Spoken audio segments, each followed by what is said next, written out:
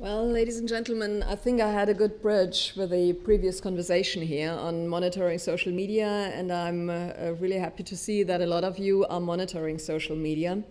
Boehringer Ingelheim started quite a while ago, 18 months ago, and we discussed how much money do we spend for all the agencies that are doing media monitoring and social media monitoring per brand. And we came to an impressive six-digit amount of euros that we spend, and we thought this, first of all, needs to be done at a cheaper price, and then second of all, we need to have that more updated during the day, independent from agencies and independent from the people in the agencies who are working on it. I would like to show you a little bit of our tool, which is the social media dashboard. You will see there are some subdivisions, some chapters in that tool. The most important one is we are not monitoring only quantity-wise, but we are monitoring quality-wise. And you see here the favorability, and red is of course negative, yellow is neutral, and green is positive. So what we do with that is if this turns into red during the course of the day, then you know exactly a crisis is happening. And this means for the PR people in the organization, get out of your regular meetings and come and meet, and we have to do something here. I'll show you the next slide, which gives you a little bit more overview of how the tool looks, and I'm now focusing on traditional media. So we see here again the favorability on the right-hand side. I thought these were good to use, but it's not so easy for me. Okay, anyway. In the middle you see the column which is representing the coverage that we have seen in the last 7 days. Again, color coding, which means that is the tonality. Gray means that these are articles that we are considering, but they have no message on Boehringer Ingelheim.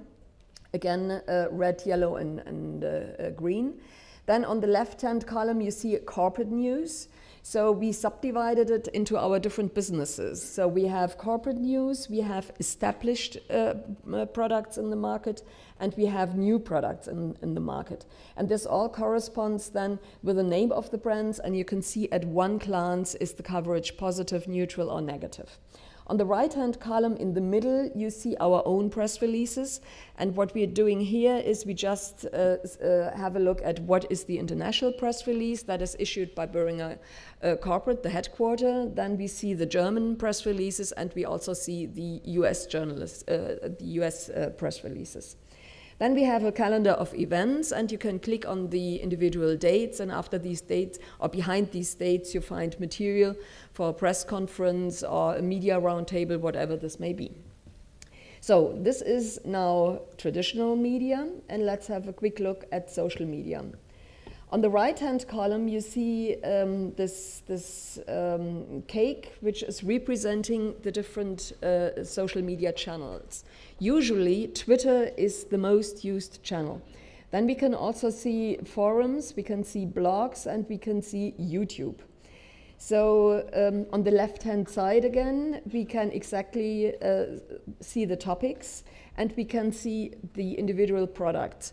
So of course, when you see a little bit more red in the social media overview, this has to do with the fact that no patient ever would start to blog or to tweet when his blood pressure lowering agent has worked, or when his headache medicine has worked. So usually this is not something that brings patients into an activity level where they would comment. But if something has not worked, or if they experience side effects, then you would be you would see that here, and then you would see, of course, also that side effects, the bar turns more into red. So this is a very valuable addition to what we learn, because it helps also our marketing colleagues to develop a feeling what are patients complaining about. And maybe is there some need to work on specific information materials that we are then giving to doctors or to patients in order to manage the situation. In the middle column, then, you have the three major channels. The above channel is Twitter, so where we can see what is tweeted at the moment. You can click in each and every tweet here, and you have the detailed tweet. You can then go into the middle part, which is YouTube. You can click into YouTube and you immediately have the video, and you can look what made the video appear up there. We have identified more than 190 search terms that are relevant for us. So the system, a meta crawler, goes through the system and then identifies everything in context of these search terms. What is done in addition to this software program is that there are 2 people behind it in an agency in Düsseldorf, and these 2 people evaluate the tonality. We tried first for several weeks an electronic evaluation system, but we found out that there were too many false reports or false evaluations of being positive, negative, or neutral. So this still involves a human brain. And whenever we issue something, we give a list of key messages to the agency, to these 2 people who are dedicated to the evaluation, and make them aware what we think is positive, what is neutral, and what is negative. But across the time, across the month, we have realized that the agency really has an excellent feeling for the tonality in itself.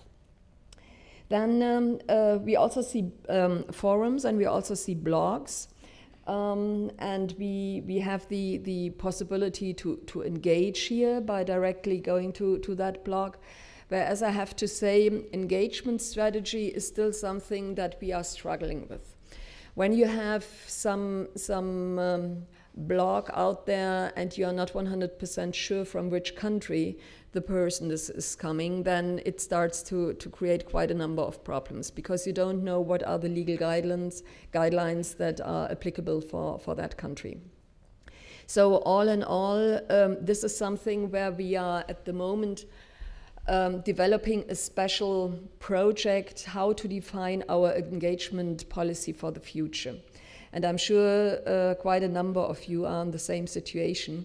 In an ideal world, we would have a virtual office of colleagues sitting in all different time zones, being trained with the same material and being knowledgeable on the most important topics of the month, for instance, and be able to really engage on a meaningful level with everybody who is looking for information out there. Let me come now to some facts. As I said, we have 190 key search terms. We monitor 4,000 media outlets. The tonality review is done by real people, not by a machine. We have an updated journalist database, which I will show you in a minute. And we started with influencer mapping. The data analysis that we need comes within seconds. We can do it ourselves. We don't have to wait for an agency to compose an analysis and send it to us. So let me show you some more details.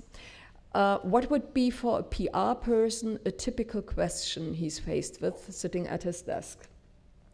So for instance, for me and my colleagues, a typical question would be, is there any social media noise on the delayed introduction of Trajenta in Germany? Just for you to understand it, Trajenta is a diabetes compound. We got the registration for that a few weeks ago. It's introduced in the United States, and it is being introduced now in Europe. We had to delay the introduction in Europe because we have a new political scheme which is about to reduce prices, and we do not coincide with the judgment of the government how to evaluate the price for this new DPP-4 inhibitor. So we made a press release, and this was stirring up quite some debate in Germany, and we were not sure whether this would be reflected also in social media or only in traditional media. And so I can search in our tool by the key term Trajenta, and I could limit it either if I only want to do German material here, or if I want to do if I want to see German and English, and the system shows me immediately what is coming up, and I can then choose whether I have to contact somebody who is influential or whether it fulfills the criteria that we had defined before we issued this press release. influencer mapping. So the question could be, whom should I contact with the latest news on a specific topic? You see on the left-hand side people that are actively engaging, and you see here also some symbols, T standing of course for Twitter, and you see also that this Twitter sign is either having a green here or a yellow frame. So the green frame, and you see a red frame here. So this means the red frame is something negative, the green frame means something positive, and the yellow frame means it's neutral. You also see, for instance, here, I'm really struggling with that. You see a symbol which goes back or which refers to blogs. You can sometimes also see symbols that are reflective of videos. So all in all, I can see at a glance who is active in a specific topic. So this could be, this could then create a special project for us saying, we see a lot of interest is there in topic XYZ, and maybe we should reach out to these bloggers or to these journalists with additional information that we provide. So then I would maybe want to know how well was the Trajenta news received, who is active in social media in this topic that we delayed the launch of Trajenta in Germany. Maybe also here there is another need where we may have to rectify false information, or maybe we see that there is still some debate going on and we can bring over our messages to the specific blogger in that respect.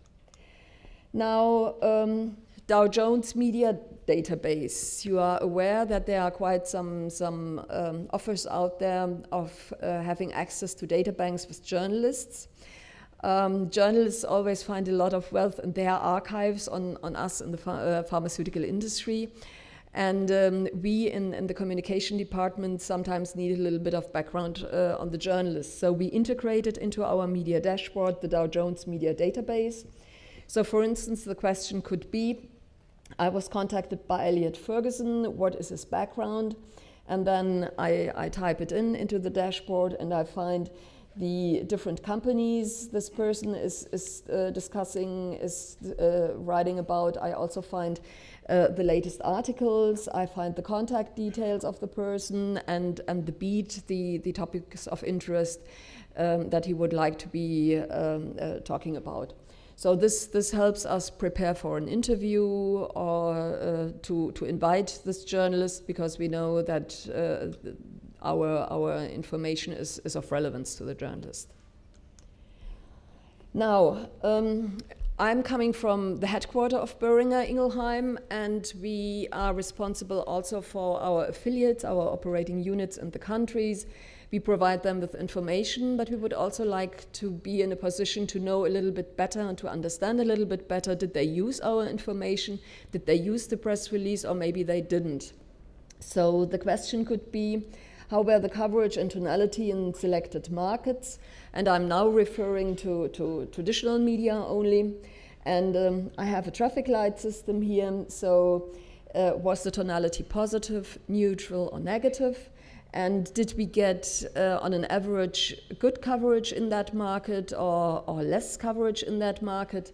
If we got less coverage in that market, then maybe we can contact the affiliate and find out whether they maybe did not do a press conference but just issued a press release, or whether they did not even actively translate the press release, or any of these factors which influence the coverage in a market.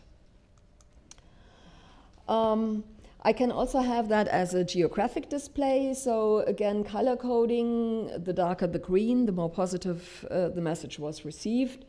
Also, I could see here at a glance if the message was predominantly negative in a certain market. So all this view at a glance helps us enormously to continue working with our affiliates and maybe helping them for the next opportunity to get a little bit better coverage or more intense coverage. We do have for this dashboard also an iPhone, iPad functionality, though I have to say it is not optimal because it is not so good without flash animation. But we now change from the beloved iPad and looking into other devices that may be more helpful, and we just are testing out the Samsung Playbook. And Playbook seems to be a good alternative to iPad.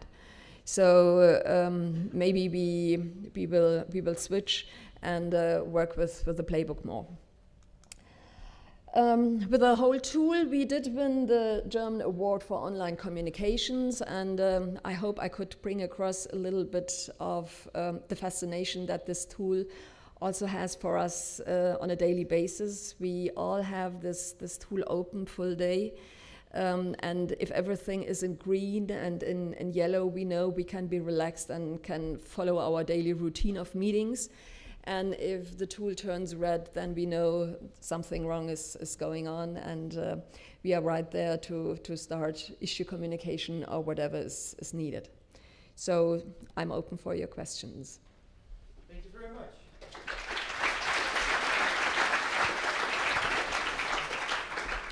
Are there any questions in the audience? No, there are no questions. Well, I have a question because that doesn't look like, it looked a very sophisticated system. What is the technology you use for that? It is a proprietary technology used by the agency Media Relations in Düsseldorf. It is a combination of different tools that help create this wealth of data. Okay, so now you most probably went through a whole process of this monitoring internally. Did you start off also checking out the free tools that are available?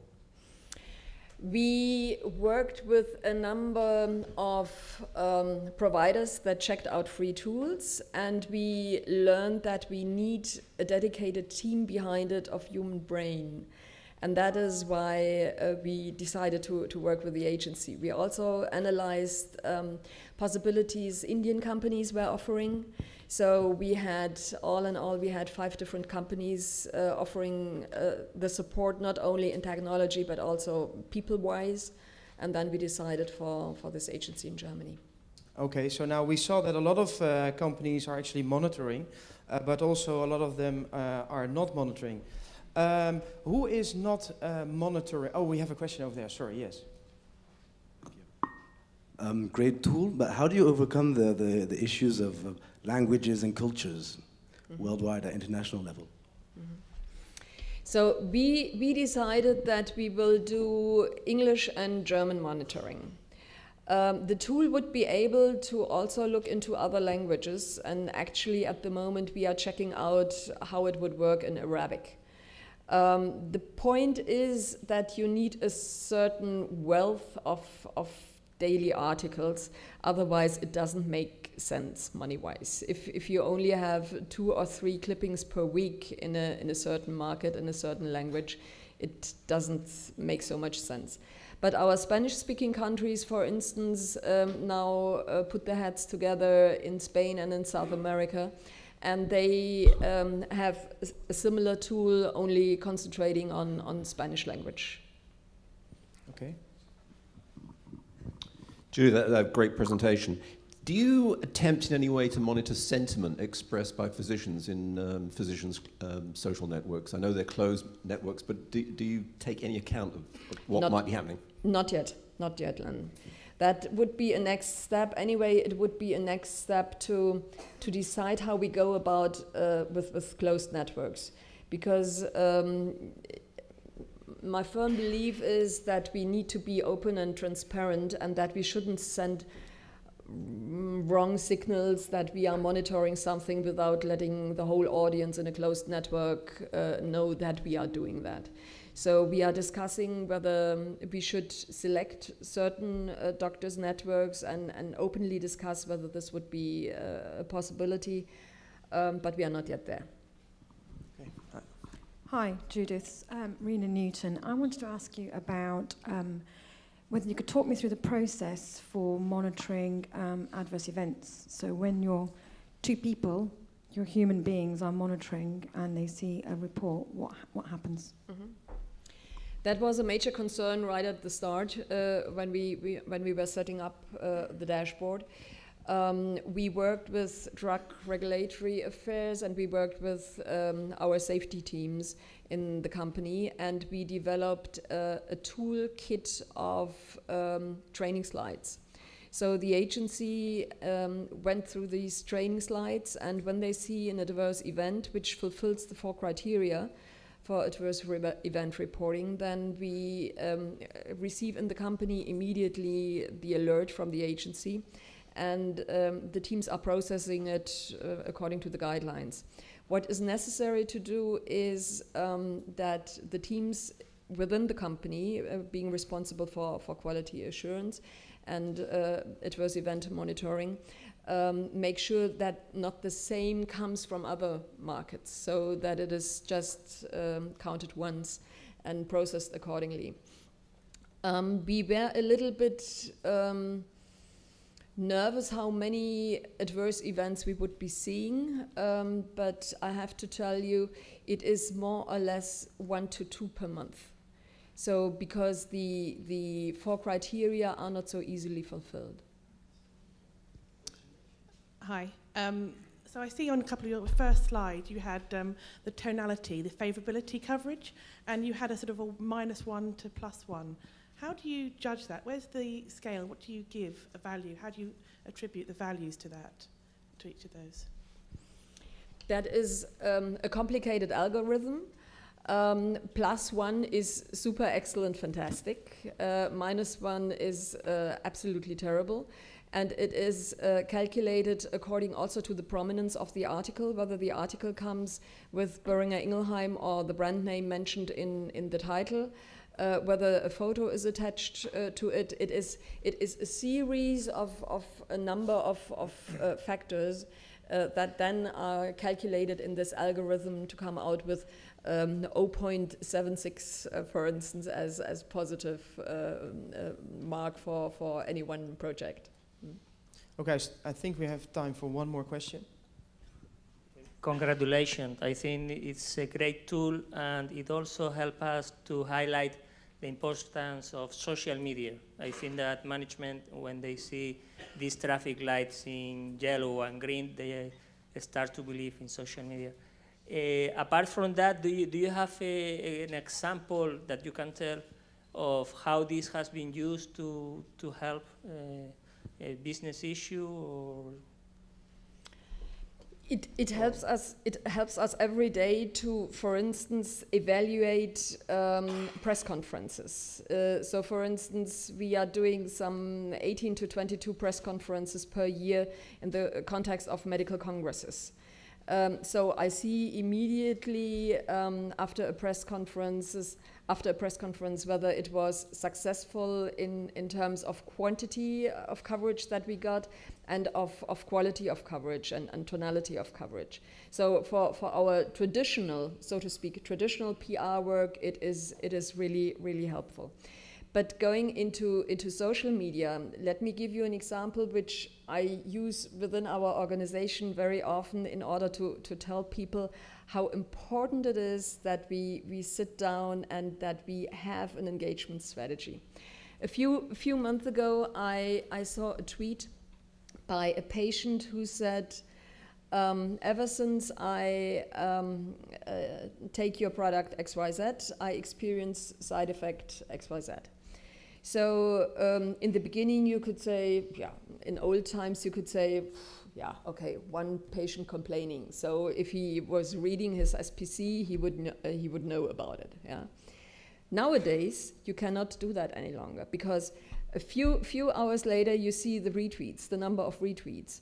The next morning when you come back to your desk, you see the number of retweets has gone up tremendously. And this shows to the organization that it is not just an individual complaint anywhere in the world to one specific drug. No, it is something really to take serious. And if you would be there and if you would have a team in a in a virtual office composed of medical people, wherever they may sit, and legal people, and maybe somebody also from communication. Then you could interfere right at the start and say, dear patient Paul, we have seen your comment, let us come back to your comment and tell you the side effect is such and such, we see it in so many cases, but the benefit of the drug is such and such, and please contact your doctor to find the ideal treatment for your special condition. Then the patient would feel accepted, acknowledged, and maybe the fire is out very soon. Yeah, and you could portray the company as a company really with a human face. And that is something that we have to teach our organizations. We are not the monolith anymore. We are not the ivory tower anymore, but we are a company with a human face, and we care. And we even care for the individual patient, but it's still some way to go. Thank you very much, Judith. Will you be sticking around for some more questions afterwards? Yeah. Okay, thank you very much, Judith.